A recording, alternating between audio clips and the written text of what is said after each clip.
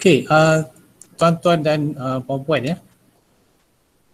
Sebelum menceritakan tentang emosi ni, jadi kita lihat pada susur galur cerita dia. Memang saya nak cerita tentang EQ masa pandemik ni ya. Tapi kita perlu faham terlebih dahulu, okey, faham terlebih dahulu bagaimana boleh terbentuknya ilmu tentang emosi ini ya, tentang kecerdasan emosi ni. Okey. Dan kita pun tahu sebelum ni maksud kita memang ada satu lagi kecerdasan, maksudnya kecerdasan intelektual ataupun IQ, intellectual quotient. Dan sekarang kita emotional quotient kan. So ada yang mengatakan yang EQ tu lebih tentang IQ, okay? Dan ada pelatus-pelatus yang mengatakan yang berapa banyak IQ atau berapa banyak EQ yang akan menentukan kejayaan seorang dan sebagainya. Itu semua perkara yang kita akan bincangkan lagi selepas ni ya. Jadi saya harap tuan-tuan dan puan akan jelas selepas ini ya. Sebab selalu kita bincang tentang IQ, EQ ni kadang kita terkebelakangkan. Okay? Jadi mudah-mudahan selepas perbincangan kita pada hari ini, tuan-tuan akan nampak dengan jelas apakah itu EQ dan sejauh mana ianya penting bagi kita. Saya sangat berharap sangat, okay, selepas sahaja ceramah ni, tuan-tuan dan puan-puan akan ambil tindakan ya untuk mengkaji EQ tu dengan lebih banyak dan seterusnya untuk kita usahakan laksanakan dalam diri dan organisasi kita lah. Okay. Okay, sebenarnya kalau kita lihat EQ ni, okay, dia dah bermula lagi ya, terutama ni dalam agama Islam sendiri ya. Okay, kalau kita lihat di sini ya, ayat Al-Quran surah Al-Imran ya, alladzina yunfiquna bis-sarra'i wad-dharra'i wal-kadhimina al-ghaiza wal-'afina 'an nas wallahu yuhibbul muhsinin. Iaitu orang yang berinfak baik di waktu lapang maupun sempit, dan orang-orang yang menahan amarahnya dan memaafkan kesalahan orang lain. Dan Allah mencintai orang yang berbuat kebaikan. Jadi di sini jelas kita melihat pencipta kita, pencipta manusia makhluk, segala yang berada di alam ini ya, telah memberitahu pada kita bagaimana orang yang berinfak tu kita memberi sesuatu perkara dari segi wang ataupun dari segi pertolongan ya, baik di waktu lapang maupun sempit, orang yang memaafkan amarahnya dan menahan amarahnya dan memaafkan kesalahan orang lain, so Allah akan mencintai orang yang berbuat demikian. Okay. Jadi dengan itu pencipta kita pun dah beritahu begitu Okay, tak apa, nanti kan tuan-tuan dan puan-puan akan lihat sebab saya tak terangkan lagi tentang EQ itu sendiri, tapi saya nak menceritakan bagaimana Allah telah memberitahu pada kita supaya kita berkelakuan dengan kelakuan yang baiklah. Okay. Dan ada hadis Rasulullah, apabila Rasulullah SAW ditanya oleh sahabat dia, apakah din itu, apakah agama itu? Atas Rasulullah berkata, atau sabdanya, din itu adalah akhlak yang baik. Akhlak yang juga merupakan amal yang paling berat yang akan diletakkan dalam neraca hamba pada hari kiamat kelak. So hadis tersebut jelas menunjukkan bahawa Islam menjadikan akhlak sebagai siti intipati bagi segala jenis ibadah. Okay. Jadi akhlak itu sebenarnya menunjukkan bagaimana aspek seorang individu itu harus berkelakuan baik. Sama ada berkelakuan baik bagi diri dia ataupun berkelakuan baik bagi orang lain. Jadi Allah pun telah meminta kita supaya mempunyai perkara yang baik dalam diri kita, ya, dan ini adalah kita katakan sebagai satu tuntutan, okay, menjadi ibadah bagi kita bila kita buat baik, dan seterusnya akan diadili satu hari nanti. Jadi kita katakan sebagai untuk buat perkara ini adalah perkara yang wajib bagi kita. Dan inilah yang Rasulullah SAW bawa ketika di zaman jahiliah dulu, bagaimana dengan Rasulullah sendiri sebagai contoh yang baik, maka masyarakat jahiliah itu menjadi orang yang sepatutnya orang sangat baik dan seterusnya membawa kebaikan kepada dunia. Maksudnya ada ayat mengatakan bertakwalah kamu kepada Allah di mana saja kamu berada dan ikutilah kejahatan dengan mengerjakan kebaikan dan berperangailah kepada manusia dengan perangai yang bagus. Okay? Berperangailah kepada manusia dengan perangai yang bagus. Okay? Kepentingan pengurusan akhlak sesama manusia dalam hadis di atas punya berkaitan yang kuat dengan konsep kecerdasan emosi yang menekankan tentang kecekapan mengenal pasti emosi sendiri dan emosi orang lain. Untuk menguruskannya dan membina hubungan mesra dengan mereka. Yang kata lain, individu yang mempunyai kecerdasan emosi menurut perspektif Islam mempamerkan akhlak yang berteraskan syariat Allah Subhanahu Wa Taala, berasaskan akidah dan hiasi dengan adab sopan. Okay? Jadi apa yang kita buat perkara inilah dia sebenarnya berasaskan akidah.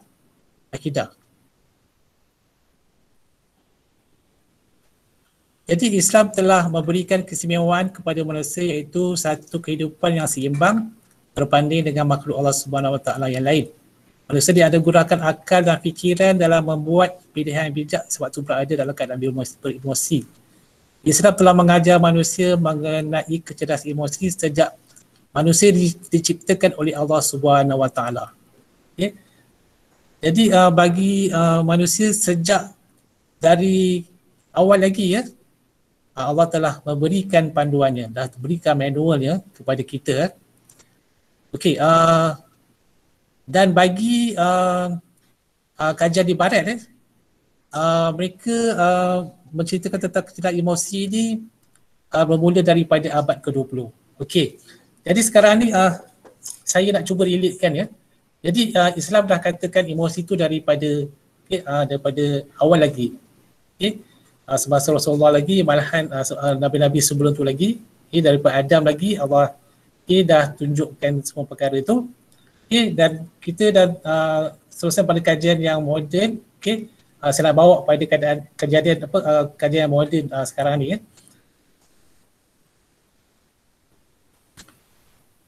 Okey, dia bermula sebenarnya daripada Thorndike lagi, Thorndike, dan lepas tu kita ada Howard Gardner, terkenal dengan aspek kecerdasan pelbagai.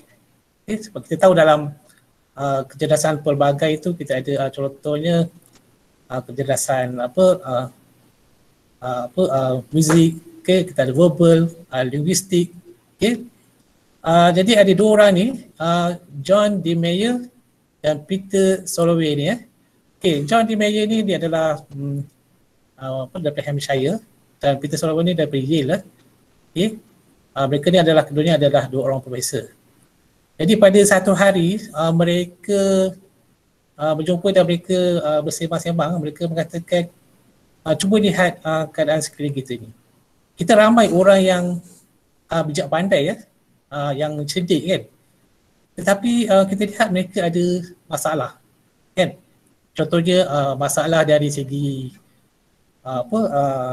kadang-kadang motivasi tak terurus, dan kadang-kadang melakukan kesilapan menyebabkan berlakunya kerugian dan sebagainya kan. Jadi ini menunjukkan mereka yang bijak ni dikatakan yang orang yang mempunyai IQ yang tinggi ni dia seperti tak boleh cope perkara-perkara itu. Jadi dia apa yang kurangnya. Jadi mereka fikir-fikir, mereka berkatakan rasanya aspek kecerdasan pelbagai, kecerdasan emosi itu yang mereka kurang. So ini mereka dapat dalam lebih kurang pada tahun 1990 baru je lagi 1990.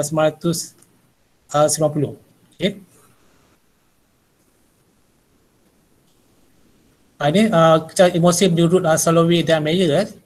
So kecerdasan emosi merupakan sebahagian daripada kecerdasan sosial yang melibatkan kemudian seseorang individu untuk memahami perasaan dan emosi dirinya sendiri dan orang lain serta membezakan antara keduanya lalu menggunakan maklumat tersebut sebagai panduan pada pemikiran dan pelakuannya. Ya, melibatkan kebolehan seseorang individu untuk memahami perasaan emosinya sendiri dan juga orang lain. Ini Komisi 90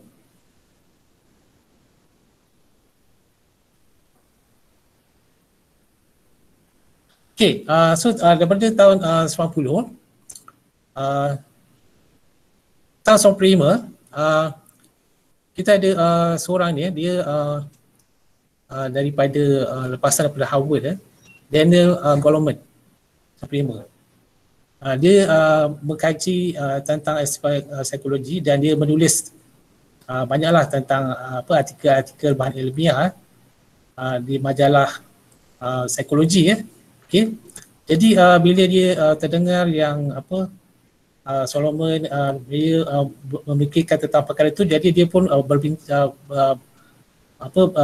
berbincang dan maksud meminta izin menggunakan idea tersebut iaitu idea tentang ni tadi tentang kecerdasan emosi ini melibatkan kebolehan seorang individu untuk memahami perasaan emosi diri sendiri dan juga orang lain tu.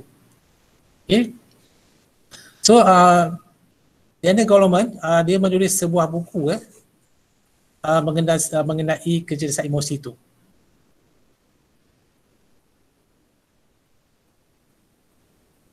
Ini buku yang pertama ditulis tahun 90, Emotional Intelligence. Okay. Yang mana lepas tu tahun 98 pula dia pun juga menulis sebuah buku lagi.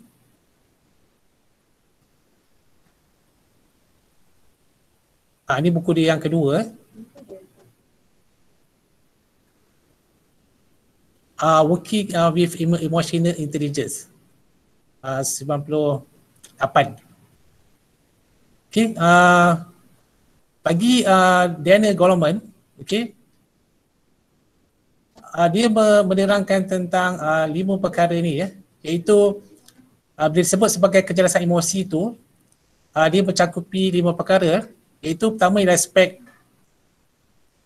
kesedaran diri anda, okay, macam kita ni kan, apakah kesedaran terhadap kepada diri kita.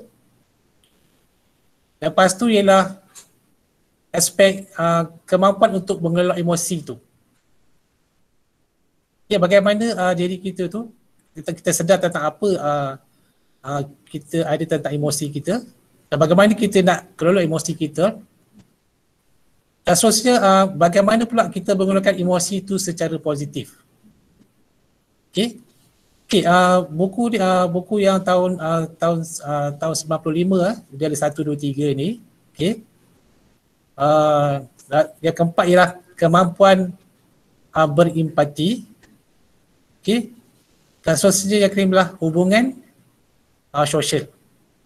Okey. Cuma buku tahun 98 dia tambah diubah sikit yang nombor 3 tu, kemampuan orang untuk memotivasi. Kemampuan orang untuk memotivasi.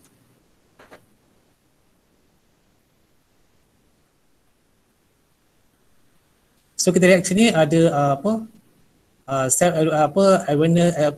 awareness, self regulation, okay, motivation, empathy dan social skill.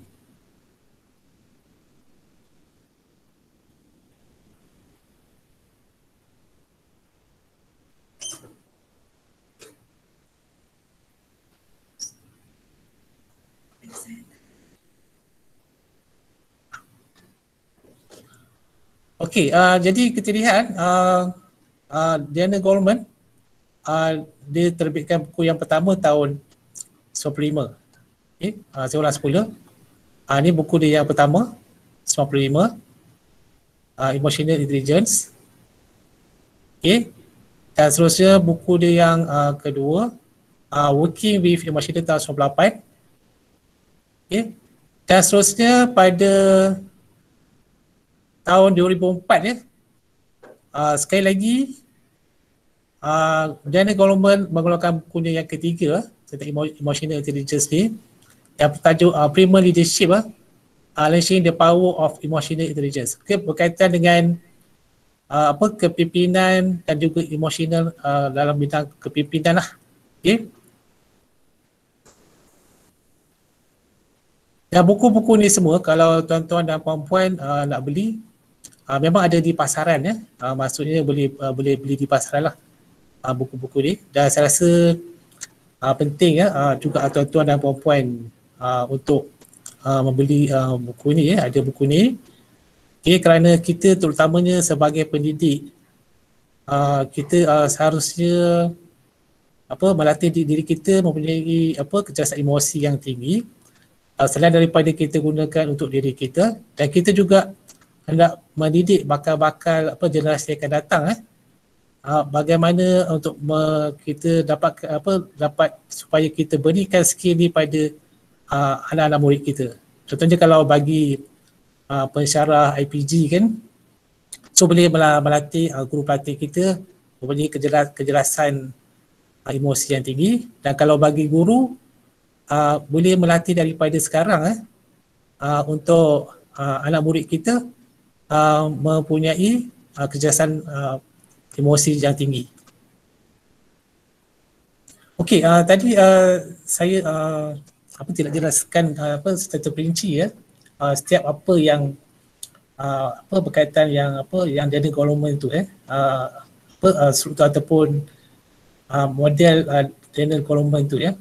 Okay. So ni saya nak bagi mudah untuk ni tuan-tuan tengok EQ tu kecerdasan emosi tu. Senang je kita nak ingat. Okay, kita ingat ini dua ni saya. Diri kita, diri kita, dan kita semestinya kita tak boleh hidup seorang kan, kita mesti ada orang yang kedua. Maksudnya diri orang lain. Kalau kita suami isteri pun maksudnya kita ada diri kita dan kita ada isteri kita. Ataupun isteri kita pula dia ada diri dia dan dia ada suami dia. Jadi sebenarnya ada dua orang. Ataupun diri kita dengan organisasi. Diri kita dengan pelajar kita. Diri kita dengan ahli masyarakat kita. Jadi kita ada maksudnya diri kita dan juga diri orang lain. Ingat senang je nak ingat yang dia ada golongan punya ni. Maksud diri kita dan diri orang lain. Begitu juga bagi Mayer dan Sylvia pun sama juga. Maksudnya tentang diri kita dan juga tentang diri orang lain. Tapi sebenarnya kalau kita lihat tadi daripada awal tadi saya dah tunjukkan daripada ayat Al-Quran dan juga Al-Hadis tadi pun. Sebenarnya Allah dah daripada awal lagi dah beritahu maksudnya menceritakan tentang diri kita, dan suruh pastilah banyak juga Allah tulis ataupun Allah firmankan bagaimana perlu kita nak menjaga diri orang lain. Jadi diri kita ni, bagi diri kita ni, kita mesti maksudnya aspek kita sedar diri kita ni. Sedar diri kita dari segi emosi kita bagaimana. Macam sekarang. Dalam ketika ni. Macam saya tengah bercakap dengan tuan-tuan dan puan-puan. Maksudnya saya rasa saya alhamdulillah lega dan saya berkeyakinan anda bercakap dengan tuan-tuan dan puan-puan. Tambah pula maksudnya saya sekarang ni kalau ikut macam saya bercakap dengan skrin ni kan. Sedangkan di luar ramai orang kan. Jadi kalau macam orang yang keburu dan sebagainya, dia tahu yang dia lebih selesa keadaan dia lah. So dia sedar diri keadaan, maksudnya bagaimana keadaan dia. Okay. So macam seterusnya, bila dia sedar keadaan diri dia, dan saya nak kaitkan sikit dengan sekarang keadaan yang pandemik ni lah. So ada seorang tu dia sedar diri dia menghadapi dalam keadaan yang sangat genting. Contohnya dia baru saja ditamatkan bekerja kan, tidak ada pendapatan yang macam dulu lagi. Dia rasa macam kurang selesa. So dia sedar diri dia bagaimana. Kan? So bila dah sedar tentang diri dia, seterusnya lah bagaimana dia nak kelola diri dia lah supaya menjadi lebih baik lagi. Bagaimana dia nak kelola diri dia. So nanti untuk yang pandemik nanti, saya akan menceritakan tentang bagaimana seorang tu dia nak kelola diri dia. Okay, bila dia dah sedar diri dia, macam mana keadaan dia pada ketika itu, so bagaimana dia nak kelola supaya dia akan berada lebih baik lah. Inilah yang kita sebutkan sebagai kecerdasan emosi ya. Maksudnya kecerdasan ni kalau dalam intellectual question pun, okay, kita ada tahap kita. Maksudnya ada orang yang IQ dia masih rendah. So macam kecerdasan emosi pun ada yang setengah tu dia rendah. Sebab tu kalau saya tunjukkan tadi kan di awal tadi, tu tentang ada payung ni So ada payung ni. Okay, kebanyakan orang maksudnya mungkin dia dalam rendah ataupun dia tak stabil dan sebagainya. Tapi orang yang lebih cerdas, dia berada di atas dan penuh dengan kala dia boleh menghadapi kenyataan yang ada sekarang dengan keadaan lebih baik lah. Kan? So maksudnya ada dia punya tahap-tahap kecerdasan tu. Macam tahap IQ tadi, sama juga EQ ni ada tahap orang. Ada orang yang sangat pandai mengurus EQ dia. Okay? Tapi ada orang yang sederhana dan ada orang yang rendah dia punya peringkat EQ dia. Jadi sekarang ni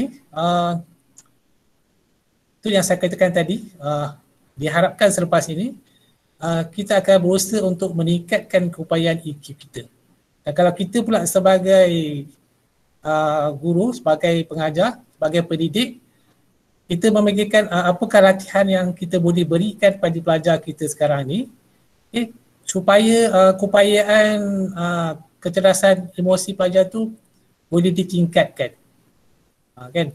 Jadi nanti dalam menghadapi pandemik COVID-19 ni, saya akan tunjukkanlah beberapa cara bagaimana kita boleh meningkatkan keupayaan aspek kelola diri seseorang dalam keadaan pandemik ni. Okay. So kita ada tentang kecerdasan emosi bagi diri kita tadi. Seperti mana juga yang saya katakan tadi, kita tak boleh hidup seorang-seorang. Maksudnya ada pasangan kita, ada orang lain berada dengan kita. Jadi kita ada diri orang lain. So bagaimana kita juga memikirkan kita sedar orang lain tu. Macam tadi kita sedar tentang keadaan diri kita dan kita sedar keadaan diri orang lain. So bagaimana pula kita akan bertindak terhadap mereka, relasi orang lain. Maksudnya hubungan kita dengan orang lain itu bagaimana kita nak jadikan dia lebih baik lagi. Saya buat contoh tentang sedar tentang orang lain ni.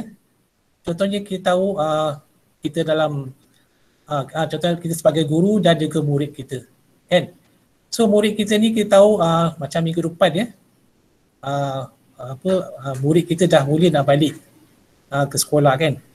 So kita tahu yang pada ketika ini contohnya murid pra tahun 1, tahun 2 tambah yang pra dan tahun 1 tu mereka baru nak mula masuk sekolah, kan?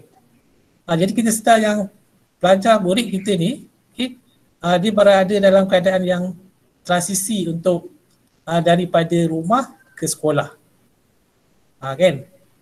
Jadi bila kita sedar yang mereka mungkin kemampuan untuk keyakinan diri tu masih kurang dan sebagainya, jadi kita relasi orang lain tu ialah bagaimana kita nak berhubung dengan mereka lah. Jadi mungkin kita akan lebih banyak melayan mereka dengan senyuman, memberi keyakinan kepada murid kita tu,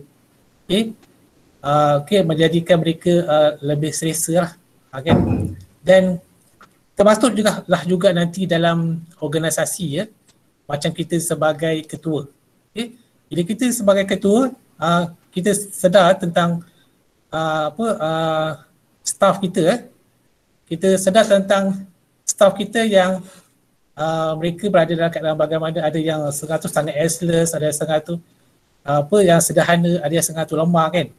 Jadi kita akan berhubung mereka mengikut tahap-tahap mereka. Okay. Kalau yang cemerlang tu kita akan memberi satu task yang lebih lebih tough dan kita berikan mereka keyakinan yang mereka buat kerja yang lebih baik daripada masa akan datang pada peringkat yang lebih tinggi. Kan? So dari segi berhubung tu okay. Saya tunjuk seterusnya. Kecerdasan emosi ialah kebolehan menguruskan diri kita dan diri orang lain. Okay. Sedar diri, kelola diri, sedar orang lain dan rasa orang lain. Dan model inilah yang digunakan hingga sekarang. Okey, cuma ada beberapa mitos. Ramai orang mengatakan yang Diana Goleman lah orang yang pertama memperkenalkan EQ ni Dia sebenarnya bukan dia orang yang pertama. Sebenarnya kita ada sebab tu ada Mayer dan Serwi dan lepas tu sebab tu kita ada juga Thorndike dan juga ada dikatakan ada seorang pelajar dari sebuah universiti di Amerika juga dia telah menulis disertasi dia tentang EQ itu sendiri. Tapi kalau kita lihat tadi yang di awal pembatakan saya tadi dan Allah Subhanahu Wa Taala sendiri sebagai pencipta manusia telah menggariskan perkara itu sejak daripada dahulu lagi okey. Dan ada mengatakan EQ lebih penting dari IQ 80% dan 10% dan IQ 20% untuk menentukan kejayaan. So yang ini pun mungkin tidak tepat tapi mungkin kita tidak payah perdebatkan cuma sekarang ni ialah kita nak katakan yang dari segi kecerdasan intelektual saja tidak mencukupi Jadi untuk menjadikan seorang tu lebih berjaya maka seharusnya digabungkan kecerdasan intelektual itu juga dengan kecerdasan emosi.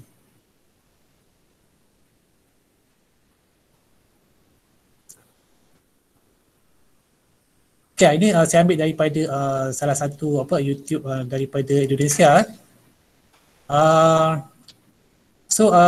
Self awareness ni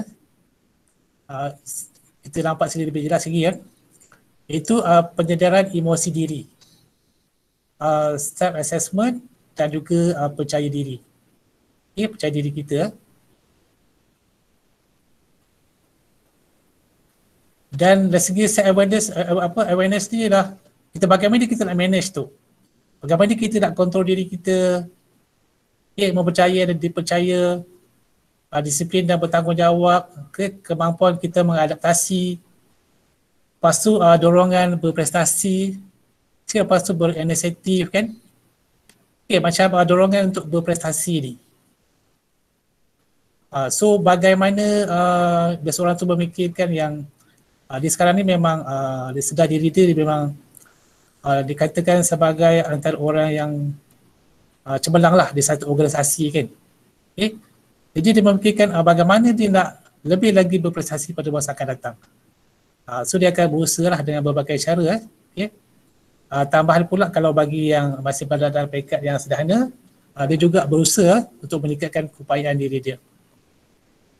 Dalam masa yang sama, bila dia menjaga diri dia, dia juga melihat diri orang lain dia akan macam ada empathy maksudnya bila dia lihat macam sekarang ni kita lihat selalu di akhbar ke di media masa menunjukkan yang musim sejuk di Syria contohnya kan. Melihat kanak-kanak yang menangis kesejukan dan sebagainya kan. So dia empati dia kesian. Jadi lepas tu ada yang tunjukkan yang ada akaun-akaun jadi boleh diberi bantuan kan. So dia akan dengan senang hati buka dia punya akaun, dia transfer duit. Kan. So dia sedarkan diri orang tu dan dia pun berusaha untuk membantulah.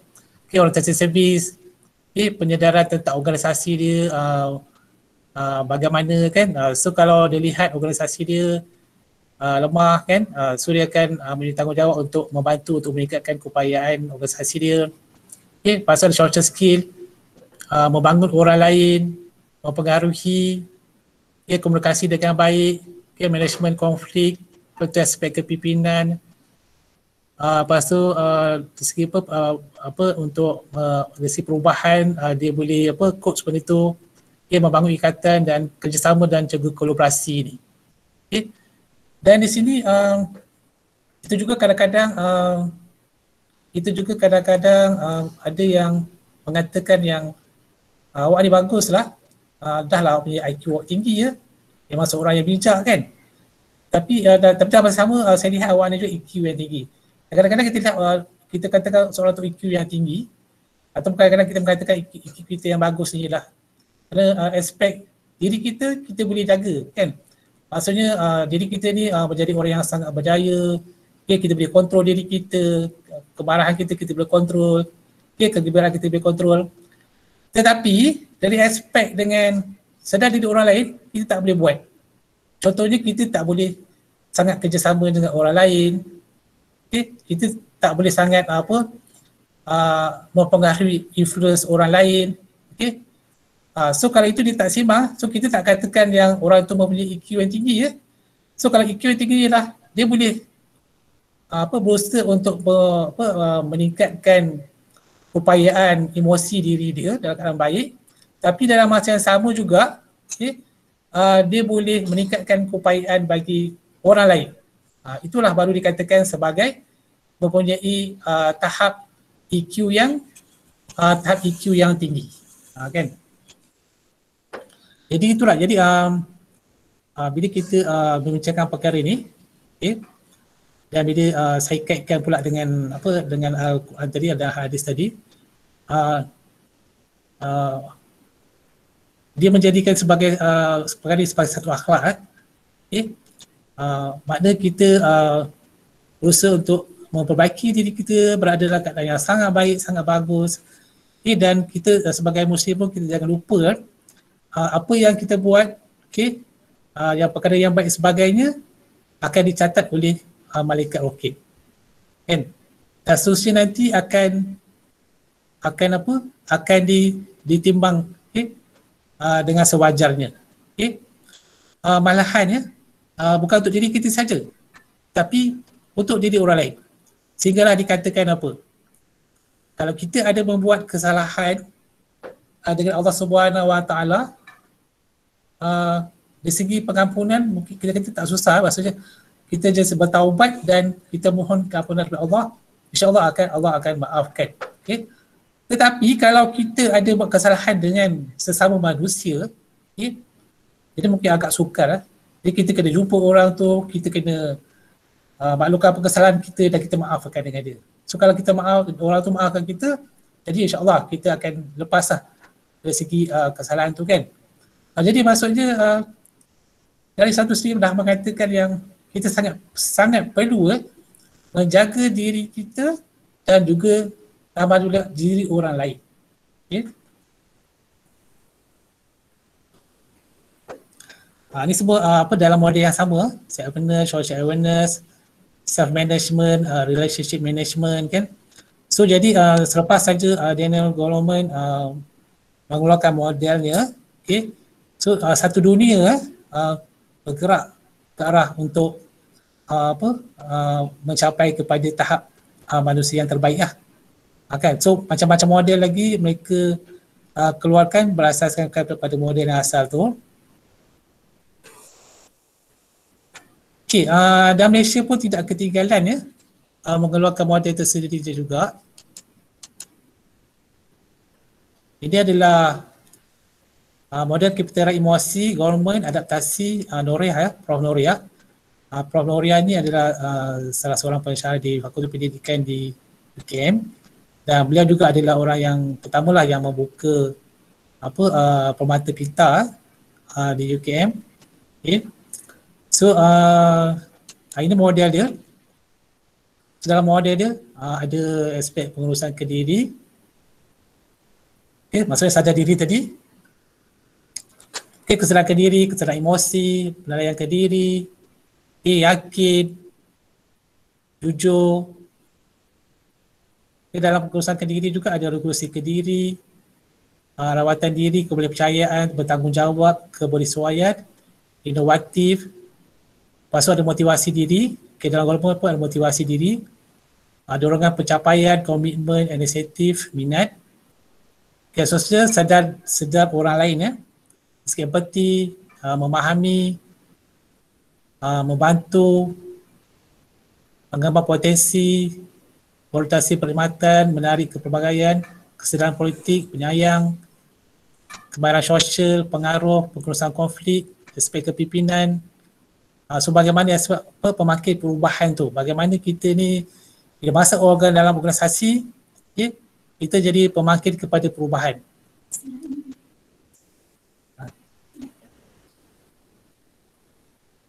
Semua tak keluar.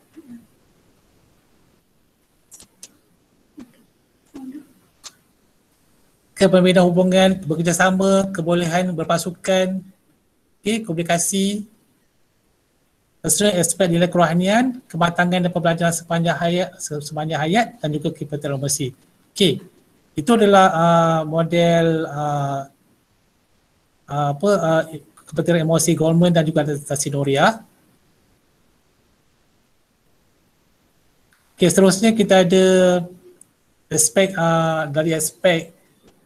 dari aspek kepimpinan ataupun dalam bentuk organisasi atau bentuk penjagaan ya. Mereka pun mengatakan sangat penting ya EQ tu. Lagilah maksudnya kalau penjagaan mereka hendak menjana profit ya, menjana keuntungan. So bila nak menjana keuntungan, mereka perlukan orang-orang yang punya EQ yang tinggi ya. Iaitu orang yang macam dia sedar diri, yang orang tu boleh memotivasikan diri mereka. Kan macam seorang tu nak cari klien kan, nak dapatkan duit daripada orang lain kan. So dia mesti punya kekuatan intrapersonal dia. Intrapersonal dia. Dan seterusnya untuk menjana duit daripada orang lain, mesti punya interpersonal yang bagus. Kan. So ada juga maksudnya model daripada untuk sebagai seorang peniaga lah.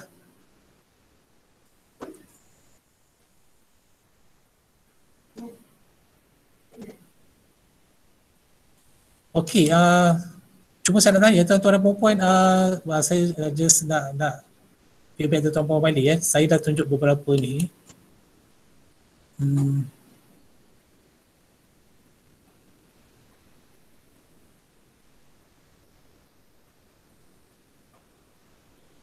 Okey. Ni saya ada, saya baru buka dekat sini. Saya dapat daripada yang chat ni. Mungkin saya tak habis. Oh, ada yang kata tak nampak slide kejap, saya tengah uruskan untuk pakai slide. Saya cuba semula.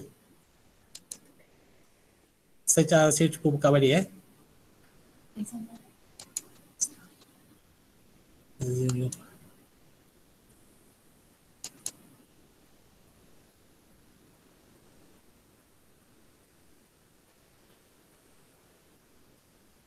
Ada mengatakan slide tak ni tak nampak slide nampak kecil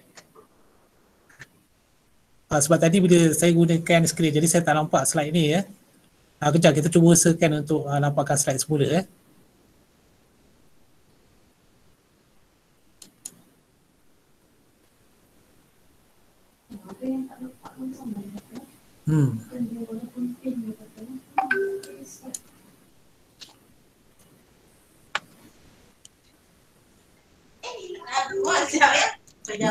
Ini ada dah ni tapi suara tak keluar pula. Betul. Kejap tuan-tuan, saya tengah ni cuba ni.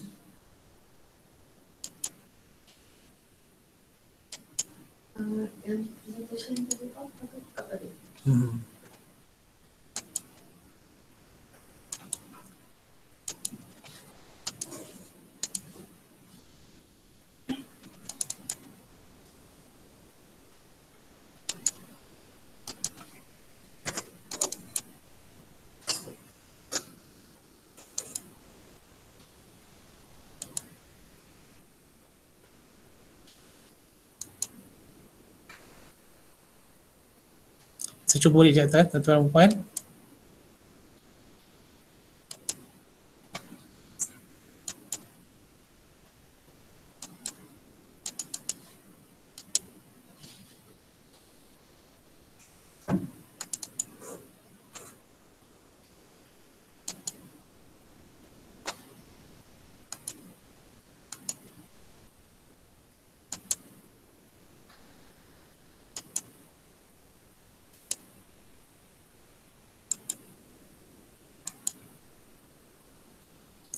Okay, tuan-tuan nampak tak saya punya slide ni?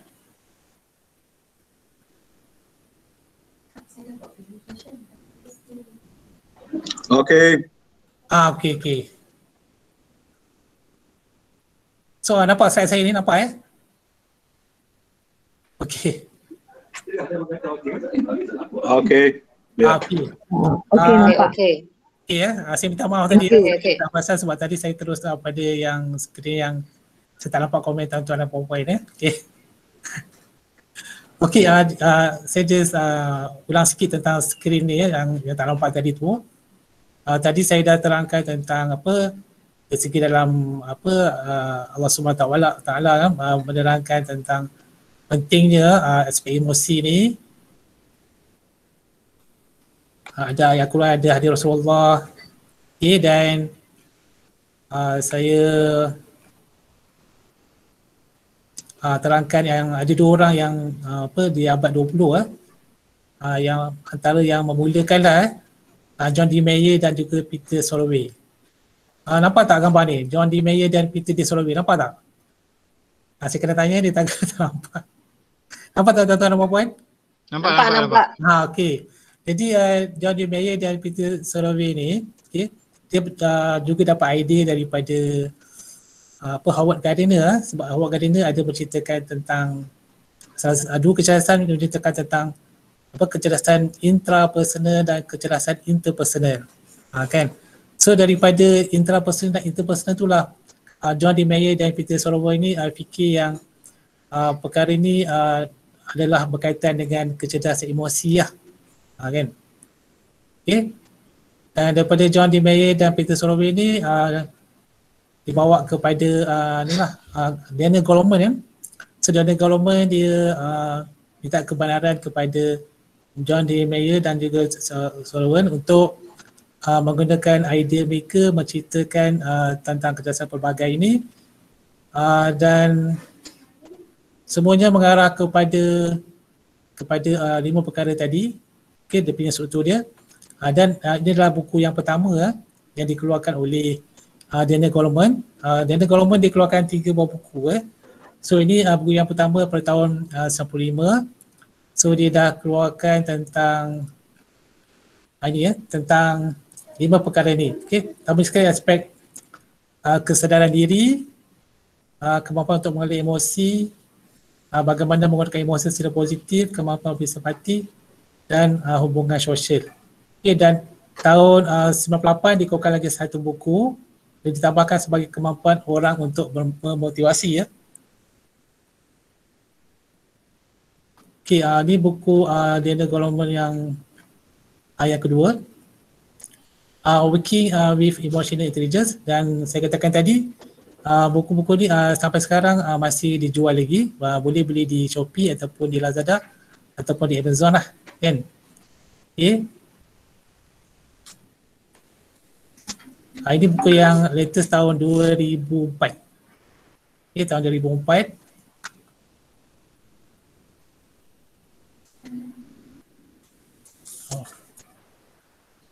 Okay. Dan saya katakan tadi untuk senang ingat ini je. Kita menceritakan tentang diri kita dan diri orang lain. Kan? So kalau diri kita ni kita nak menyadari keadaan emosi kita bagaimana dan bagaimana kita nak kelola diri kita. Dan bagi diri orang lain pula kita juga nak sedar yang bagaimana emosi mereka dan bagaimana kita nak kelola mereka jugalah ataupun nak berhubung dengan mereka dan itulah yang dipercaya di sini. Beberapa lagi konsrat kepada 4 yang tadi itu kan, dan berbagai organisasi menggunakan idea ni dan termasuklah juga Malaysia. Kita ada Noriah Daniel Goleman adaptasi dengan Noriah. Okay. So ini dia punya model dia. Okay. Dan yang ini pun dia ada dia punya test. Tuan-tuan dan puan-puan, kejap lagi saya akan buat test untuk tuan-tuan dan puan-puan. Nak lihat bagaimanakah keadaan emosi tuan-tuan dan puan-puan. Adakah berada dalam keadaan yang sangat baik, sederhana ataupun dalam keadaan yang lemah. Kejap lagi kita buat sebelum saya masuk kepada bahagian ni lah. Benda ni.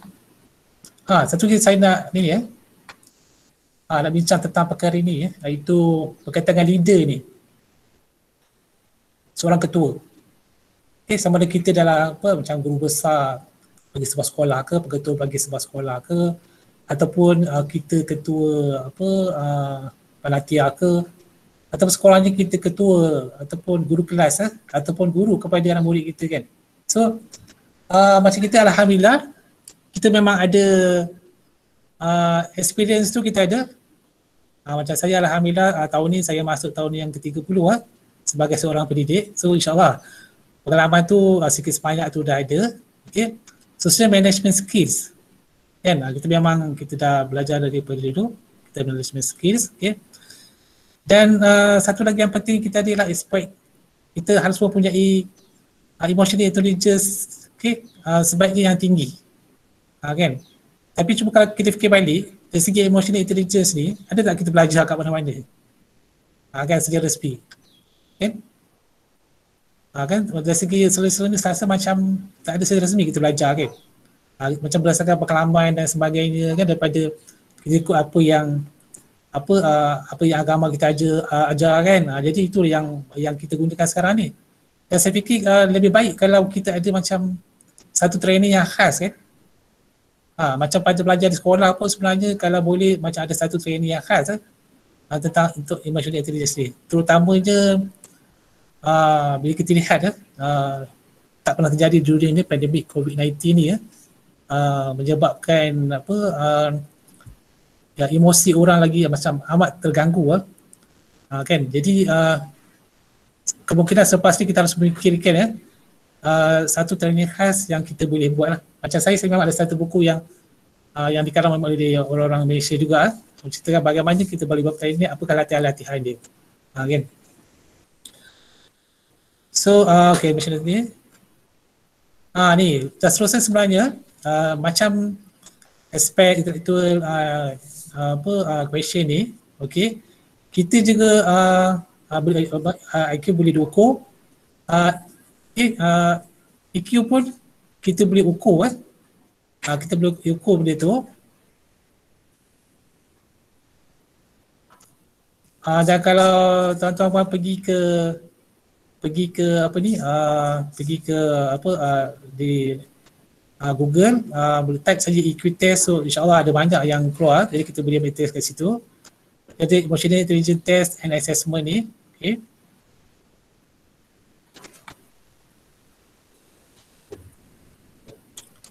Tuan-tuan dan puan, jadi ini saya nak tuan-tuan dan puan cuba masuk kepada test ni. Cuba tuan-tuan buat sekarang. Saya masukkan kat sini sekejap.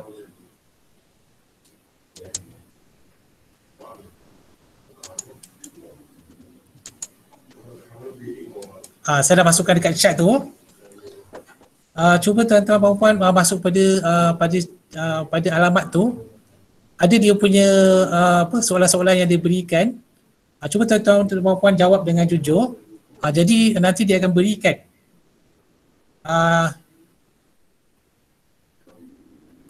tuan-tuan, dia akan berikan maksudnya tahap ikut tuan-tuan dan puan sekarang ni. Okay, saya beri lebih kurang dalam masa 5 minit untuk tuan-tuan dan puan jawab. Saya buka juga yang itu, presentation.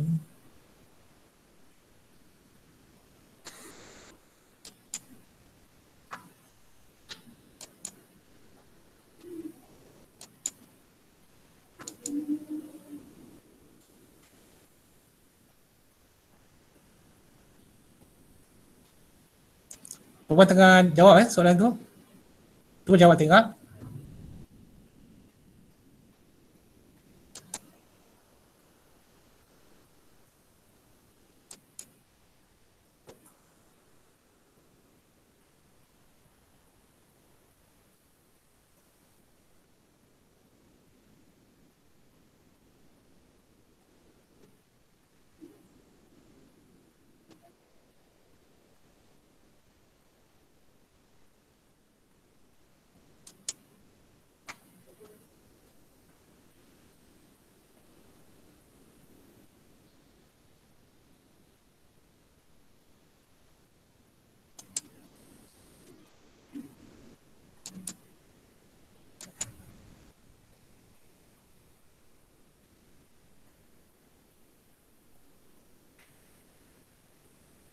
Okay, ini dia punya ni.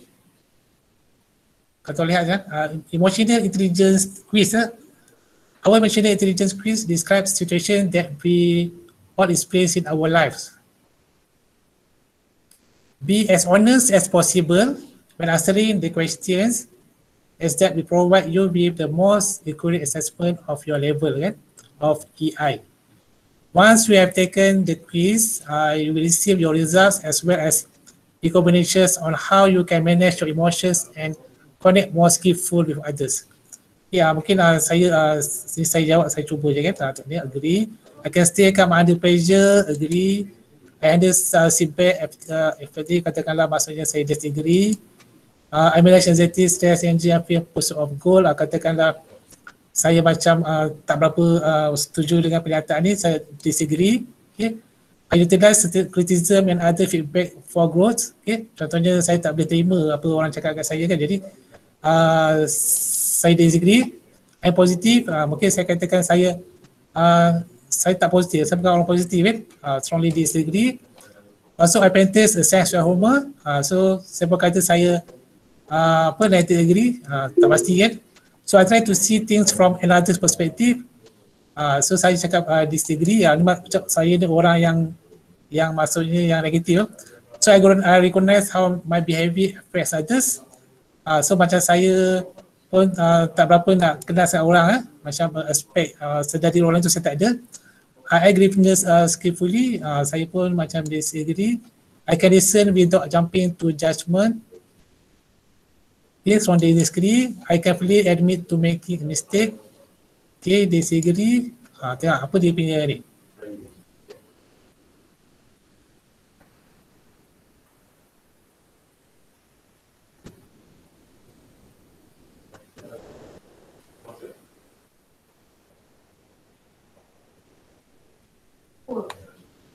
Poor.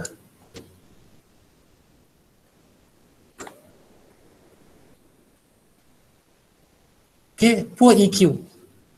So kita boleh kata poor EQ jadi itulah, jadi maksudnya bila kita jawab dengan jujur sebagainya, dia akan keluar. Jadi kalau kita poor EQ, jadi kita akan kalau ada training dan sebagainya, kita ikut latihan dan sebagainya. Dan kalau ada kaki tangan kita yang macam poor ni, so kita bagi dia motivasi untuk tingkatkan diri dia, InsyaAllah nanti dia akan meningkat lah. Tu yang kita katakan yang perkara tu boleh ditingkatkan. Okay. Okay, so saya harap tuan-tuan dan puan-puan pun dah dapat dia punya result dia. Dan insyaAllah saya rasa kita sebagai pendidik biasanya tak ada masalah dari segi EQ tu cuma nak capai pada tahap yang tertinggi tu lah kan, bagaimana Okay,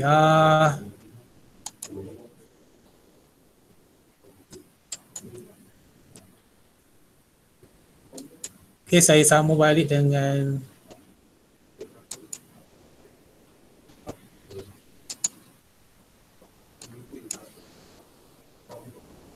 Okay, ni tak macam-macam respon dia slow as ada result here. Okay, tu maksudnya tuan-tuan tengah menjawab test tadi kan, tak apa. Nanti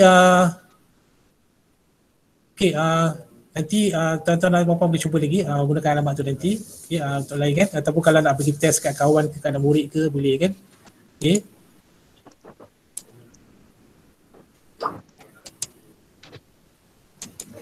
Okay, saya sambung pada perbentangan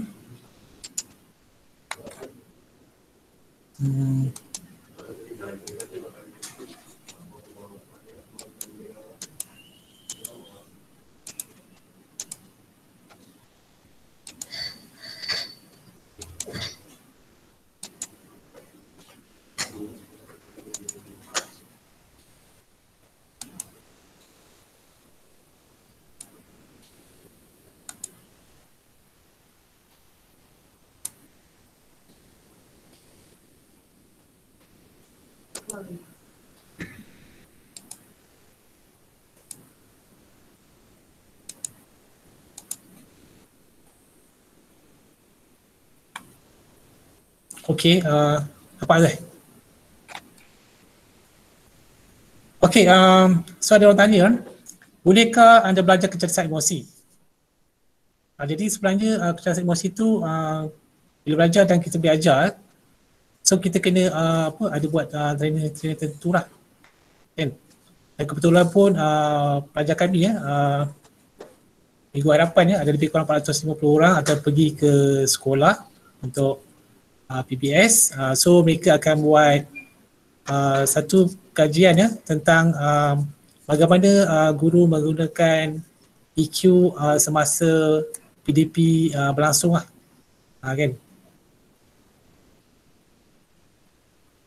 Okay, sekarang saya nak masuk sikit baru masuk sikit tentang mengurus EQ semasa pandemik. Okay. Saya berapa sebab saya tak semua orang lebih jelas lagi apa yang dimasukkan dengan EQ tu, dan daripada situlah nanti maksudnya kita akan nampak lebih senang bagaimana kita uruskan EQ semasa pandemik ni ya. Okay. So kita cuba lihat pada YouTube ni ya.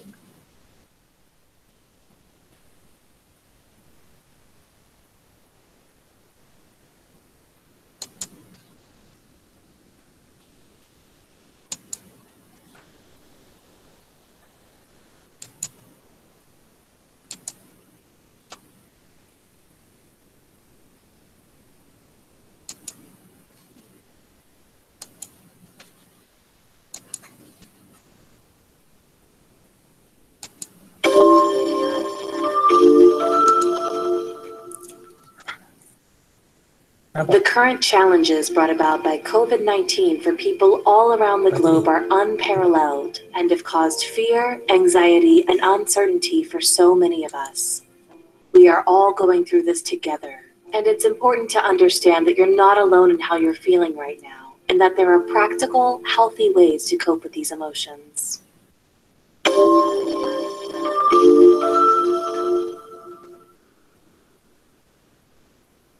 The COVID-19 pandemic has created unprecedented change and a need for a response from everyone around the globe. Many of us are worried about our loved ones and our livelihoods, and there is no one right way to cope with what we're experiencing. Remember, however you're feeling, there are others that feel the same. You are not alone. Here are a few voices of people struggling to cope during this time. Some days I'm okay. I'm doing my best to adjust. But yesterday, I couldn't stop crying. This all just seems so unfair, and I feel so angry that this is happening to us. I'm struggling to care for my kids and work from home at the same time, and I'm worried about my parents' health.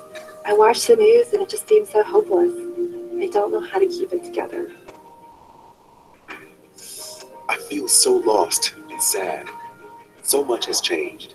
I used to have dinner every week with my family, but now I can't be in the same room with them. I really miss them. I'm missing out on my prom and my graduation. I've literally been looking forward to these things my whole life, and I'm heartbroken. With everything going on now, I just can't stop my thoughts. And physically, my chest hurts, and I can't breathe. I get nauseous thinking about what could happen to my family and my friends. Before this happened, I used to worry all the time about getting sick. Now that worry has turned into absolute terror. My heart races every time I have to go to the store. What if I bring germs home with me? I can't stop washing my hands. No matter how exhausted I am, my sleep is still terrible. I just keep picturing all the things that could possibly happen.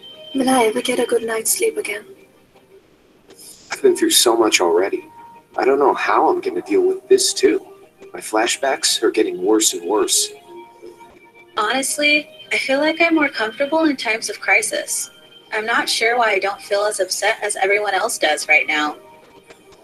I don't know when or if everything is going to get back to normal. I feel like the weight of the world is on my shoulders. How many people are going to be affected? What does this mean for me and my family? We've just heard some of the ways people are being affected by the COVID-19 situation. Here are some things that are helpful in building resilience during times of crisis and intense stress.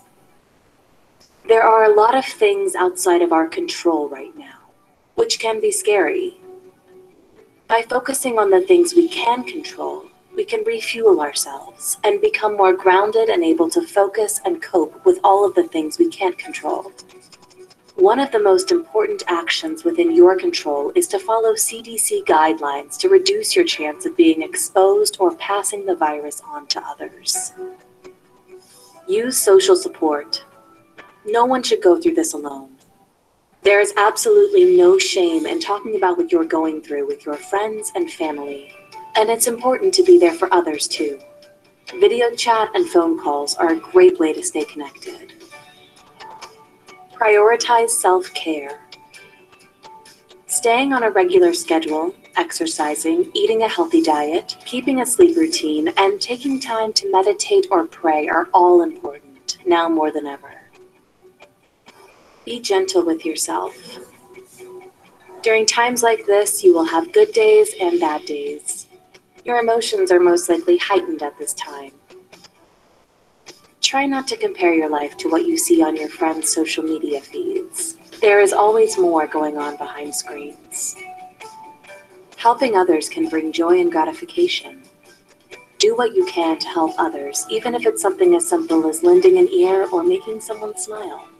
Be kind to the people around you, especially the folks who are still out working, to ensure we all have what we need. If each day feels like an uphill battle, it may help to seek out professional support.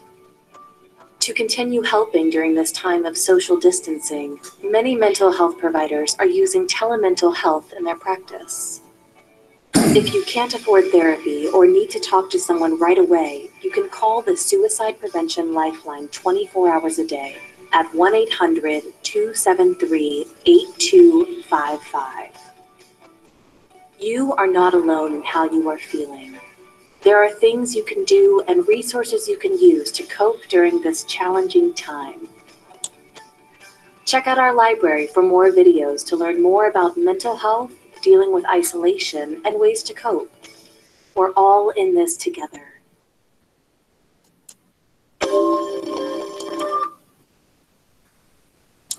Okay, tuan-tuan dan puan-puan So tadi kita dah lihat itulah suasana kita ketika ini semasa pandemik COVID-19 ni.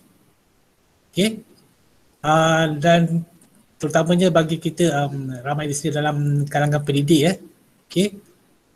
Kita pun tak kurang menghadapi dari aspek tekanan-tekanan yang begitulah. Okay.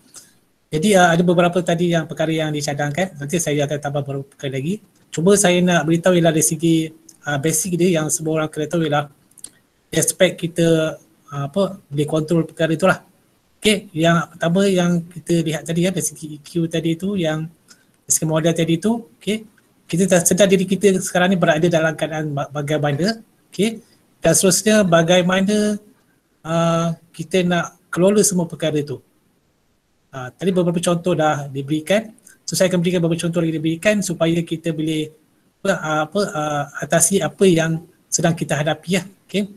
Tapi dalam masa yang sama juga, okay, kita juga fikirkan juga tentang orang lain, okay, bagaimana juga kita boleh bantu orang lain, okay. Kita lihat yang sambungan yang lain lagi untuk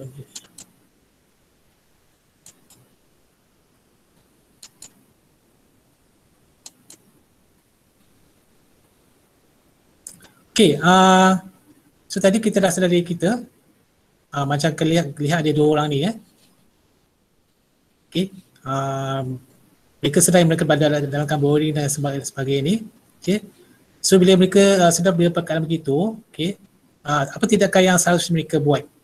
So maksudnya ada pilihan itu di tangan kita Jadi sama ada kita nak jadi boring macam tu saja ataupun kita nak terus aktifkan diri kita.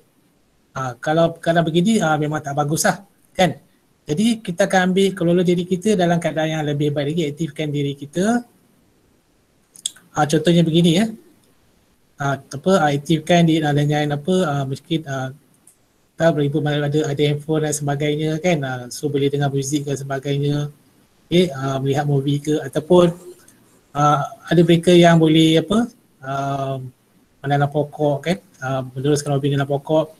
ada yang kalau mereka ada kawasan rumah yang besar, ada rumput sebagainya, mereka besi rumput kan, dan terus juga bersosial lah dalam keadaan pematuhan SOP yang tinggi lah. Okey. Yang penting di sini lah kita cakap terus aktif ataupun dari segi mungkin sebelum ni tak ada peluang melukis, jadi sekarang ni ada meneruskan hobi melukis. Okey. Sebelum ni tak ada hobi masak. Okey. Jadi pada ketika ini boleh teruskan masak.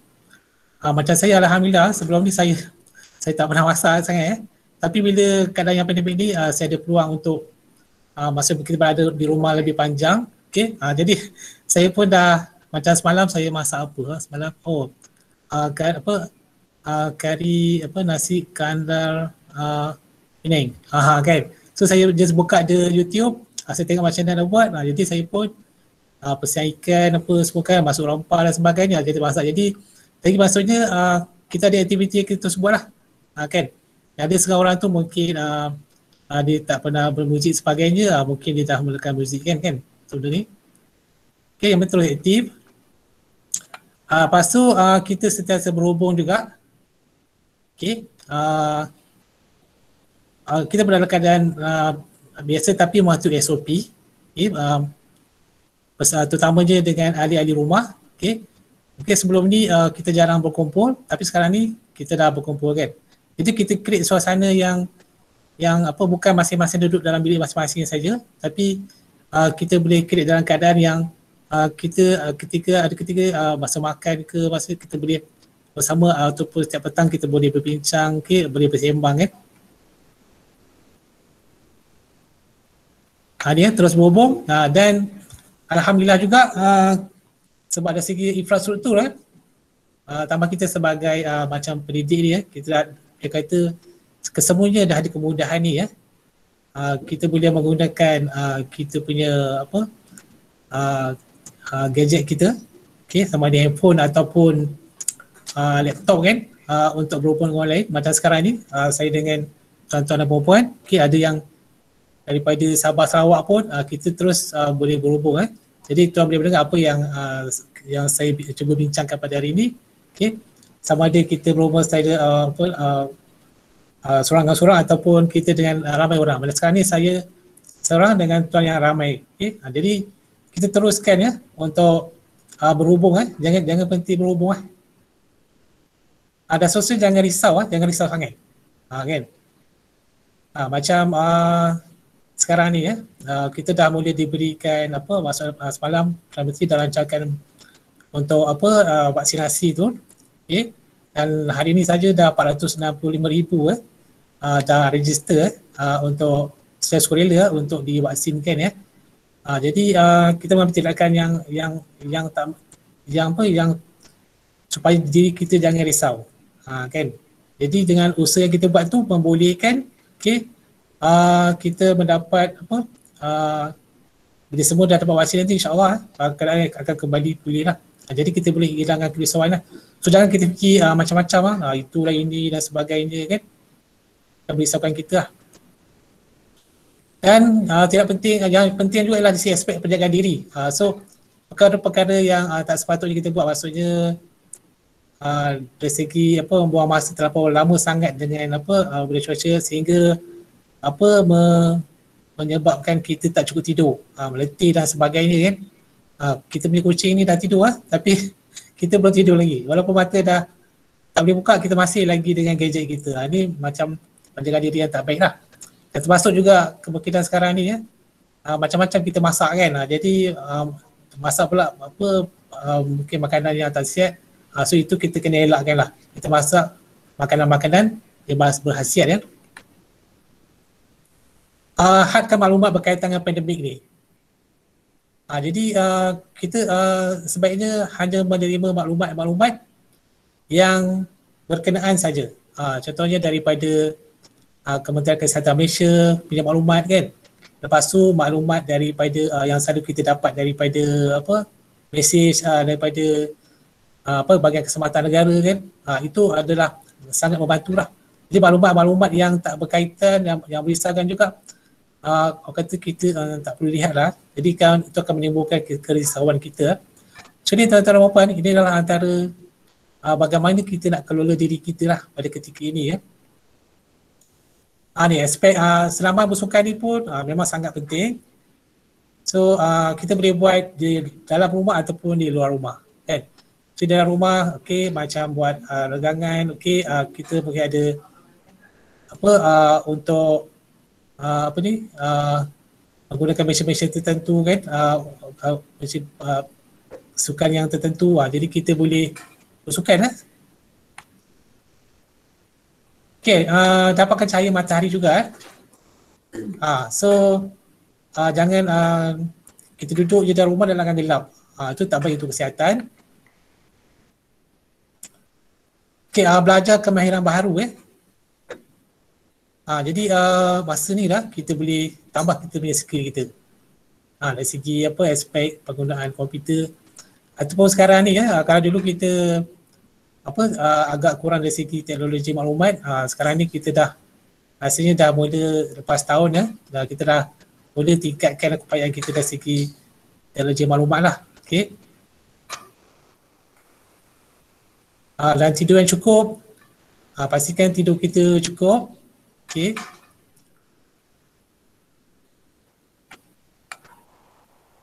Okay, inilah antaranya. Selain daripada itu juga, macam baru ni ada saya bagi satu ceramah iaitu berkaitan dengan 5am Club, 4am Club. Okay.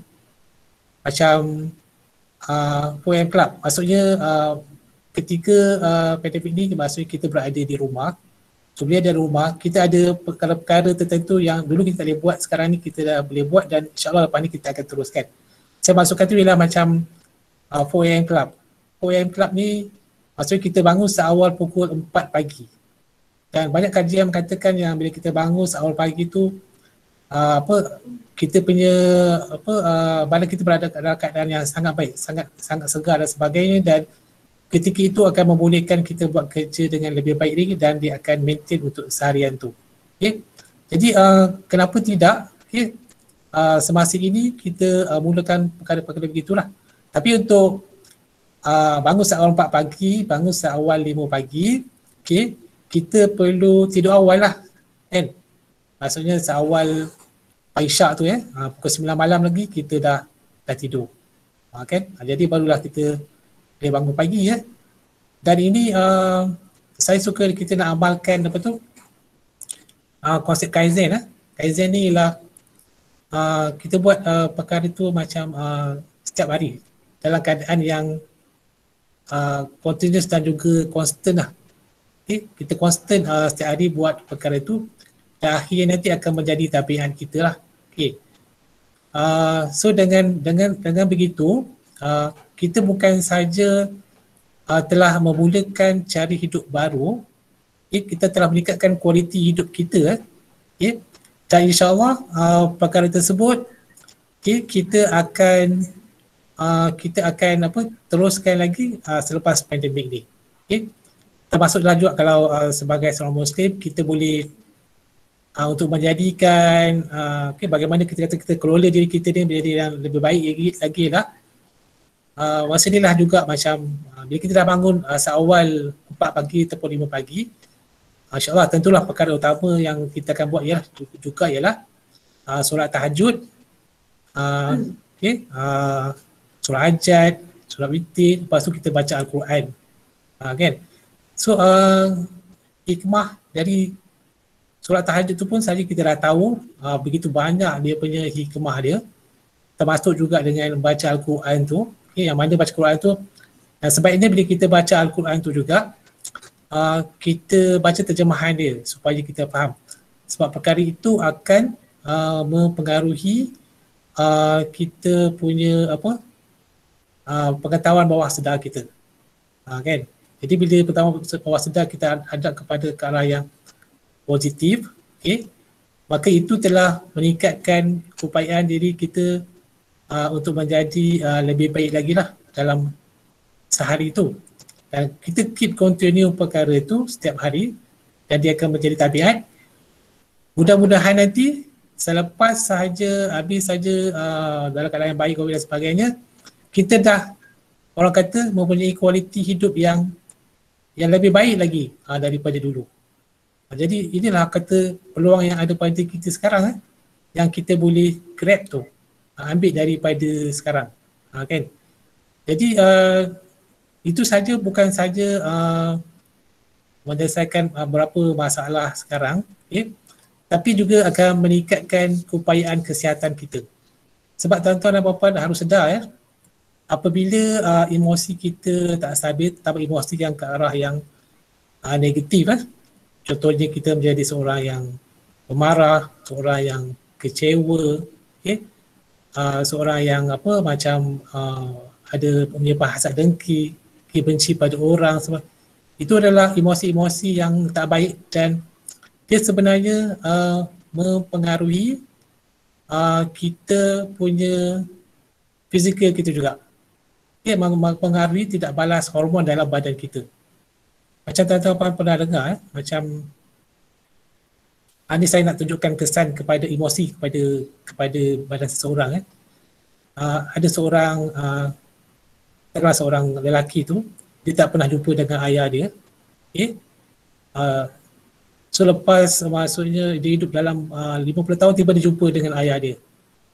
Dia jumpa saja ayah dia dalam sehari tu, terus maksudnya orang yang 50 tahun tadi tu dia meninggal sebab dia terkejut. Sebab apa? Sebab terlampau gembira, sangat suka, sangat sebagainya, dia tak boleh kontrol, kan. Menyebabkan tidak badan dalam badan dia berlaku dengan cepat dan sebagainya, memberi kesan begitu. Termasuk juga kalau tuan-tuan pernah dengar cerita orang yang menang loteri, kan. Dia dapat duit banyak, terkejut, kan. Lepas tu dia meninggal. Itu apa? Maksudnya emosi tu dia memberi kesan kepada fizikal. Tambah pula kalau kita memang setiap hari kita amalkan sesuatu negatif, pemarah, kita dengki dengan orang sebagainya, kan. Sebab tu bila umur kita bertambah, penyakit pun lagi bertambah, kan. Jadi kita kena ambil kira faktor emosi tu. Jadi alhamdulillah tuan-tuan dan puan-puan, kita saya harap tuan-tuan dah dapat idea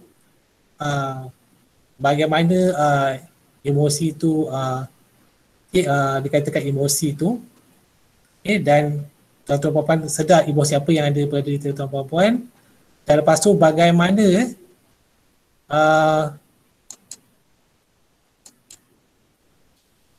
dan seterusnya bagaimana emosi tu tuan nak kelolakan. Dengan pengelola emosi kita dengan sebaik mungkin tu, insyaAllah kita akan jadi orang yang happy, yang senang hati, yang dengan itu akan membawa kita punya fizikal pun akan jadi lebih baik, kan. Jadi mudah-mudahan semuanya akan bergerak dalam keadaan yang sepatutnya lah. Tuan-tuan dan puan-puan, ada apa soalan tak sebelum kita akhiri kita punya perbincangan kita pada hari ini?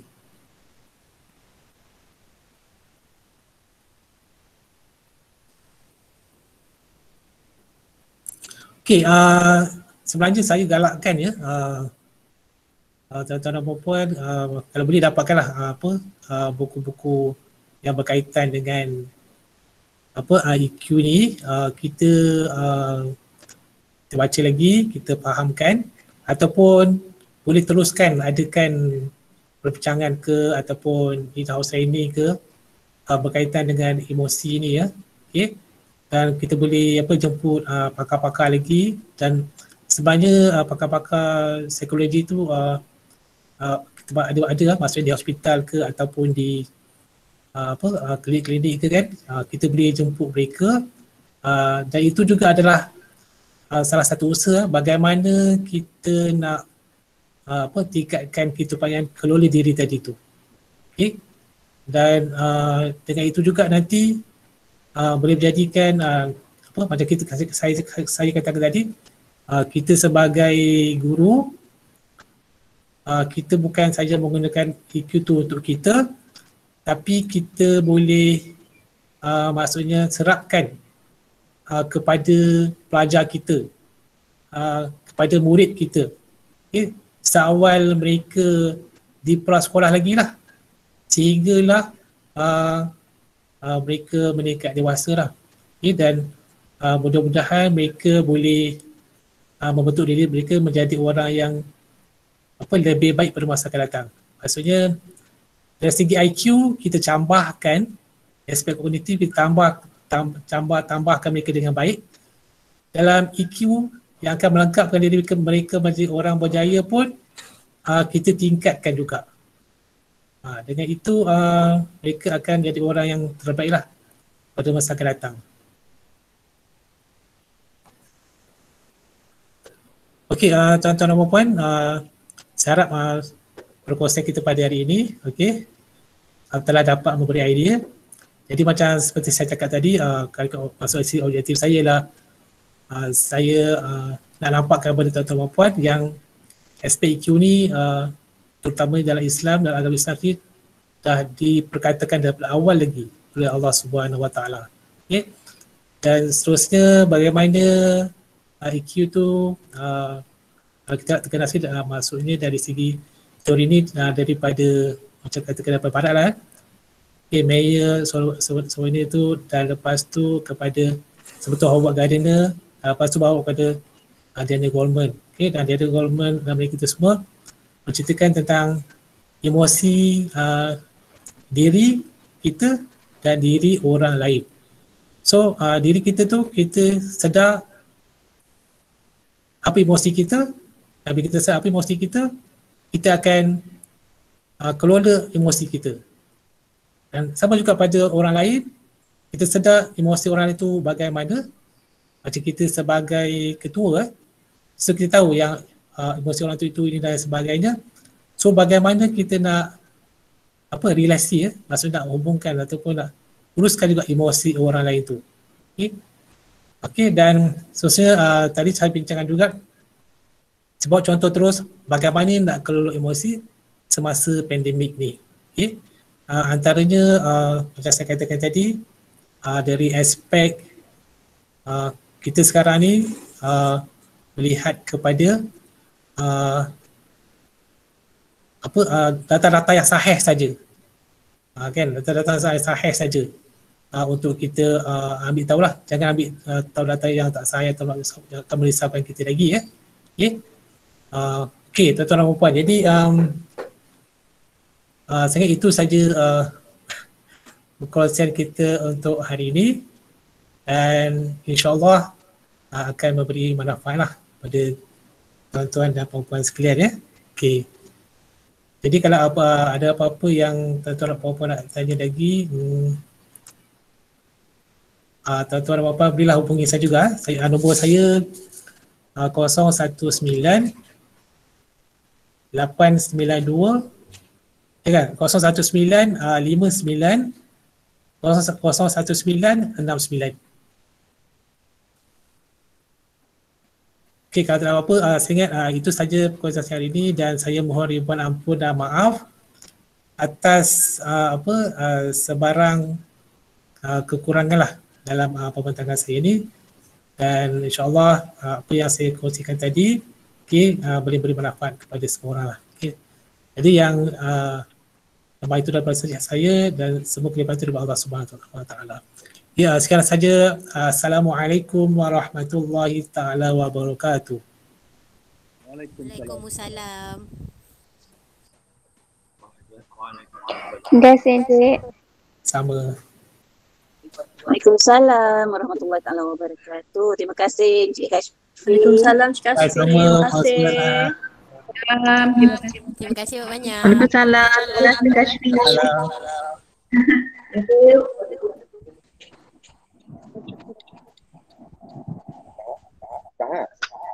Thank you. Terima kasih.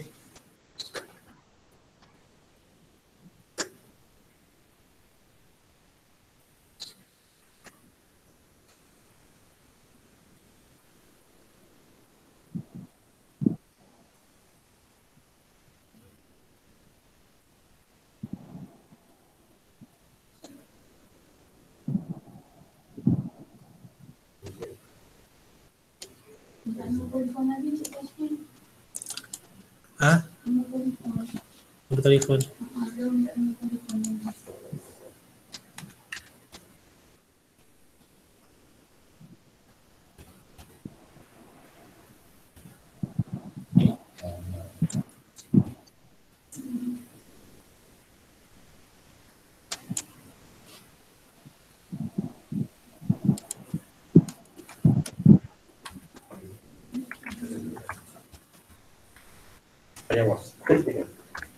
Oh my God.